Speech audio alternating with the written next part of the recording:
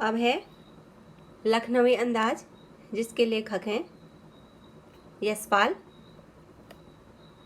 यशपाल का जन्म सन 1930 में पंजाब के फिरोजपुर छावनी में हुआ। प्रारंभिक शिक्षा कांगड़ा में ग्रहण करने के बाद लाहौर के नेशनल कॉलेज में उन्होंने बीए किया। वहाँ उनका परिचय भगत सिंह और सुखदेव से हुआ। स्वाधीनता संग्राम की क्रांतिकारी धारा से जुड़ाव के कारण वे जेल भी गए। उनकी मृत्यु सन 1976 में हुई। यशपाल की रचनाओं में आम आदमी के सरोकार की उपस्थिति है। उसके दर्शनों में होते हैं। वे यथार्थवादी शैली के विशिष्ट रचनाकार हैं। सामाजिक विषमता, राजनैतिक पाखंड और रूढ़ियों के खिलाफ उनकी रचनाएं मुखर हैं। उनके कहानी संग्रह में ज्ञानदान, तर्क का तूफान, पिंजरे की उड़ान, वाह दुलिया, फूलों का कुर्ता उल्लेखनीय है। उनका झूठा सच्चा उपन्यास भारत विभाजन की त्रासदी का मार्मिक दस्तावेज है। अमिता, दिव्या, पार्टी कामरेड, दादा कामरेड, मेरी तेरी, उसकी बात उनके अन्य प्रमुख उपन्यास हैं। भाषा की स्वाभाविकता और सजीवता उनकी रचनागत विशेषता है। अब उनका जो प्रस्तुत पाठ है उसके संक्षेप सार है। यूँ तो यशपाल ने लखनवी अंदाज, जो हमारे पास लेखक का पाठ है, व्यंग्य यह साबित करने के लिए लिखा था कि बिना कथ्य के कहानी नहीं लिखी जा सकती, परंतु यह स्वतंत्र रचना के रूप में इन रचना को पढ़ा जा सकता है। जो यशपाल जी की रचना है लखनवी अंदाज। यशपाल उस पतनशील सामंती वर्ग पर कटाक्ष करते हैं जो वास्तविकता से बेखबर, एक बनावटी जीवन शैली का आदी है। उसको उसकी आदत पड़ गई है। कहना न होगा कि आज के समय में भी ऐसी परजीवी संस्कृति को देखा जा सकता है। अब उनका पाठ है लखनवी अंदाज।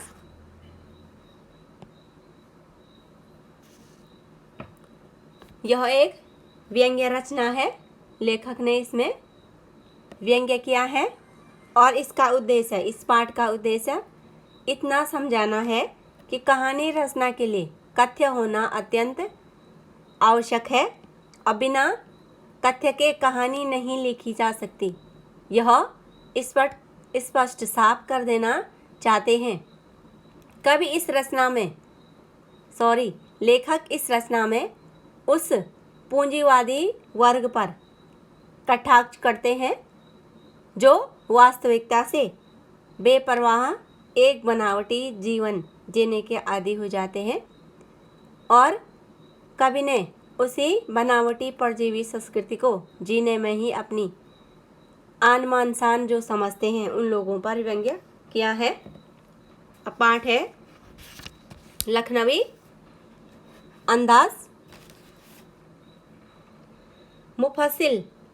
मुफस्सिल माने होता है केंद्रस्थ नगर के आसपास के स्थान की पैसेंजर ट्रेन, जो यात्रियों की ट्रेन थी, चल पड़ने की उतावली में फुंकार रही थी, आवाज़ दे रही थी। आराम से सेकंड क्लास में जाने के लिए दाम अधिक लगते हैं, उसका पैसा ज़्यादा चुकाना पड़ता है। दूर तो जाना नहीं था, भीड़ से बचकर एकांत में नई कहानी के संबंध में सोच सकने और खिड़की से प्राकृतिक दृश्य देख सकने के लिए टिकट सेकंड क्लास का ही ले लिया। लेखक कह रहे हैं गाड़ी छूट रही थी। सेकंड क्लास के एक छोटे डिब्बे को खाली समझकर जरा दौड़कर उसमें चढ़ गए। अनुमान के प्रतिकूल डिब्बा निर्जन नहीं था, उसमें कोई व्यक्ति था। निर्जन माने बिना जन के, सुनसान, खाली जिसको कहते हैं। एक वर्थ माने सैया जिसको कहते हैं। लखनऊ की नवाबी नस्ल के एक सफ़ेद पोश सज्जन बहुत सुविधा से पालथी मारे बैठे थे। जो लखनऊ के नवाब होते हैं वही एक व्यक्ति वहाँ बैठा हुआ था। सामने 2 ताजे चिकने खीरे तौलिए पर रखे थे। डिब्बे में हमारे सहसामने अचानक कूद जाने से सज्जन की आंखों में एकांत चिंतन में विघ्न का असंतोष दिखाई दिया, क्योंकि वह एकांत में बैठा हुआ था। लेखक कह रहे हैं अचानक हम घुस गए, इसलिए उसकी चिंता बढ़ने लगी। सोचा हो सकता है यह भी कहानी के लिए सूझ की चिंता में हो, या खीरे जैसी अपदार्थ वस्तु का शौक करते देखे जाने के संकोच में हो। ये हमेशा पेपर में पूछा जाता है।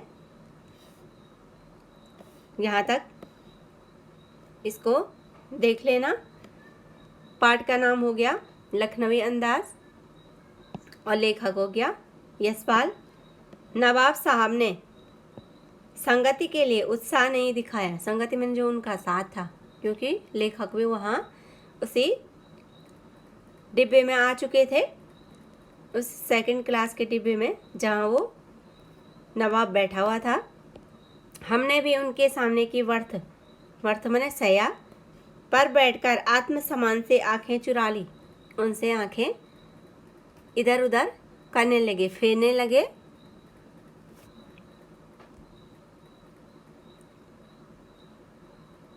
थाली बैठे कल्पना करते रहने की पुरानी आदत है। लेखक कह रहे हैं नवाब साहब की असुविधा और संकोच के कारण का अनुमान करने लगे।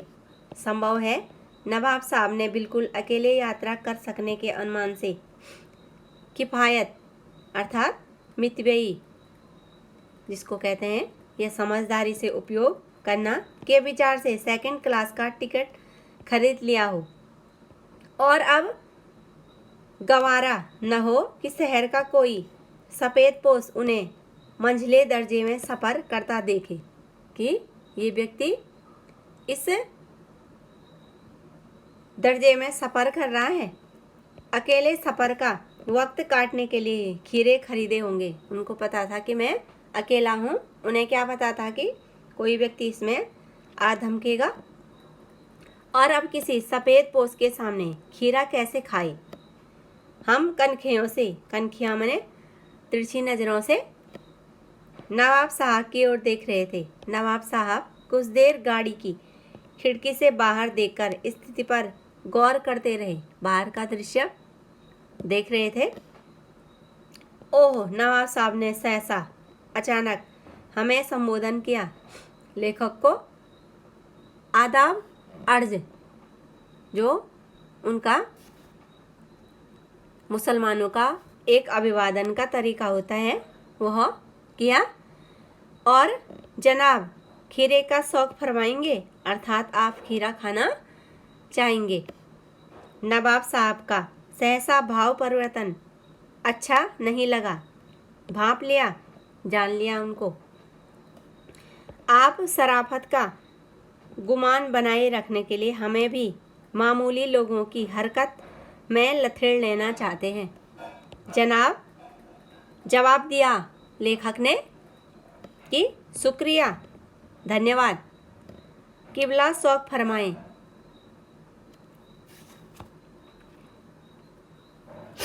लेखक ने कहा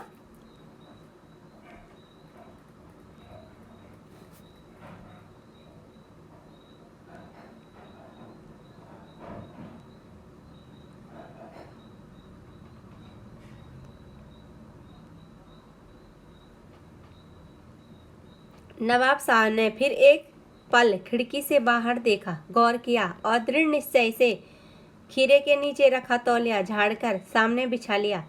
सीट के नीचे से लोटा उठाकर दोनों खीरों को खिड़की से बाहर धोया और तौलिए से पोंछ लिया।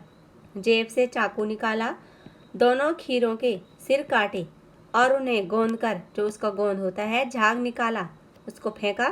फिर खीरों को बहुत एहतियात से, बड़ी सावधानी से छीलकर फांकों को करीने से मैंने बड़े व्यवस्थित रूप से, क्रम से तौलिए पर सजाते गए। काट करके उनको तौलिए पे रखा।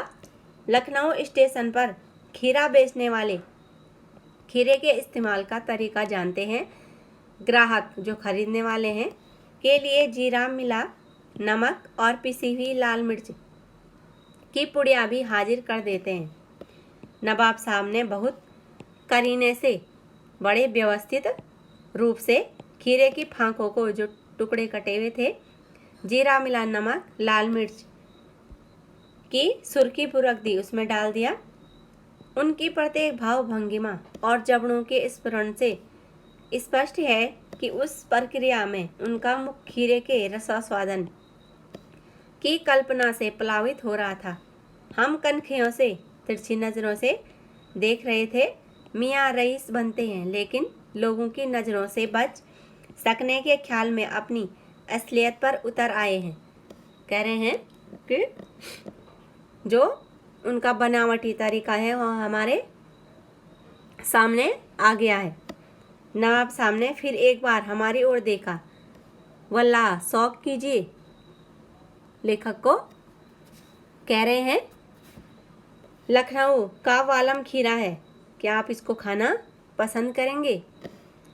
नमक मिर्च छिड़क दिए जाने से ताजे खीरे की पनियाती फांकें देखकर पानी मुंह में जरूर आ रहा था, लेकिन इनकार कर चुके थे। आत्मसम्मान निभाना ही उचित समझा। एक बार हमने मना कर दिया, अब कैसे खीरे को मांगे? उत्तर दिया, शुक्रिया, धन्यवाद, इस वक्त तलब महसूस नहीं हो रही है, इसकी इच्छा नहीं है। मैदा मैंने आमाशय जरा कमज़ोर है। किबला शौक फरमाएंगे, आप खाना चाहेंगे? नवाब साहब ने सतृष्ण आंखों से नमक मिर्च के संयोग से चमकती खीरे की फांकों की ओर देखा। खिड़की के बाहर फेंक देख करके दीर्घ निश्वास किया, लंबी सांस ली। खीरे की एक फांक उठाकर होंठों तक ले गए, फांक को सूंघा, स्वाद के आनंद में पलकें मूंद ली, आंखें बंद कर दी और मुंह में भर आए पानी का घूंट गले से उतर गया। तब नवाब साहब ने फांकों को खिड़की से बाहर छोड़ दिया। नवाब साहब खीरे की फांकों को नाक के पास ले जाकर वासना से रसास्वादन, जो जीभ का स्वाद होता है, कर खिड़की से बाहर फेंकते गए, अपनी नवाबियत दिखाने के लिए, अपना बनावटीपन दिखाने के लिए कि हम खाते नहीं हैं, केवल सूंघ करके ही इसका आनंद लेते हैं। नवाब साहब ने खीरे की सब फांकों को खिड़की से बाहर फेंककर तौलिए से हाथ और होंठ पोंछ लिए और गर्व से गुलाबी आंखों से हमारी ओर देख लिया, मानो कह रहे हों, यह है खानदानी रईसों का तरीका। जो रईस होते हैं वो केवल सूंघ करके फेंक देते हैं, खाते नहीं हैं। नवाब साहब ने खीरे की तैयारी और इस्तेमाल से थक कर लेट गए। अब उन्होंने जो ऊर्जा थी वो खीरे को काटने सूंघने में लगा दी और फिर थक करके लेट गए। हमें तस्लीम में सिर खम कर लेना पड़ा और खानदानी तहजीब, नसाफत और नजाकत, हमें अपना सिर नीचे करना पड़ा। उन्होंने सिर झुका लिया और खानदानी तहजीब, नफासत, जो उनकी स्वच्छता और नचागत, माने जो उनकी कोमलता है, वह दिखाने के लिए हम गौर कर रहे थे। खीरा इस्तेमाल करने के इस तरीके को खीरे की सुगंध और स्वाद की कल्पना से संतुष्ट होने का सूक्ष्म नफीस माने बढ़िया, एब्स्ट्रैक्ट सूक्ष्म जिसको कहते हैं, या अमूर्त तरीका जरूर कहा जा सकता है। परंतु क्या ऐसे तरीके से उदर माने पेट की तृप्ति, जो उसकी भूख है, वह समाप्त हो सकती है? नवाब साहब की ओर से भरे पेट के ऊंचे डकार का शब्द सुनाई दिया। बिना खाए ही डकार मारने लगे और नवाब साहब ने हमारी ओर देखकर कह दिया, खीरा लजीज होता है, बड़ा ही स्वादिष्ट होता है, और लेकिन होता है शकील, शकील माने आसानी से न पसने वाला, नामुराद मैदे पर बोझ डालता है, आसानी से नहीं पचता है, इसलिए आमाशय को खराब कर देता है, इसलिए कह रहे हैं जल्दी से नहीं पचता है। ज्ञान चक्षु खुल गए, जो हमारे नेत्र थे वह खुल गए। पहचाना, ये है नई कहानी के लेखक, जिसको लेखक लिख रहे थे, कह रहे हैं मुझे कहानी का लेखक अब मिल गया है। खीरे की सुगंध और स्वाद की कल्पना से पेट भर जाने का डकार आ सकता है, लेखक कह रहे हैं। तो कहानी बिना विचार, घटना और पात्रों के लेखक की इच्छा मात्र से नई कहानी क्यों नहीं बन सकती है। ऐसा लेखक अपने आप में विचार कर रहे हैं कि अगर बिना किसी कल्पना के, बिना केवल स्वाद से पेट भर सकता है, तो क्यों न बिना कहानी के केवल इच्छा मात्र से ही नई कहानी लिखी जा सकती है।